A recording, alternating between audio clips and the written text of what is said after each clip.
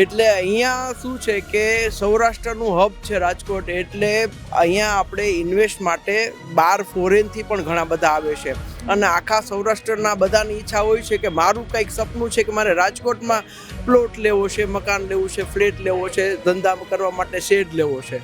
એટલે રાજકોટનું ડેવલપિંગ તો કાયમ માટે કન્ટિન્યુ જ રહેવાનું છે અને અહીંયાના જે ડેવલપિંગ એરિયા પણ બહુ જ સરસ છે કે જે બધા નવા નવા ટીપી આવતા જાય છે, નવા નવા રસ્તાઓ ખુલતા જાય છે. એટલે અને પ્રાઇસ વાઇઝ થોડું લો છે અહીંયાના. ખાસ કરીને જોયું તો રાજકોટના બધા બિલ્ડરો એ સારા વર્કમાં જ માને છે. અહીંયાનું જે વર્ક હોય છે એવું બીજે ક્યાંય જોવા મળતું નથી તમને. એટલે અહીંયાનું કામ પણ બાંધકામને લેવલનું બિલ્ડરોનું પણ બહુ ખૂબ જ સરસ હોય છે.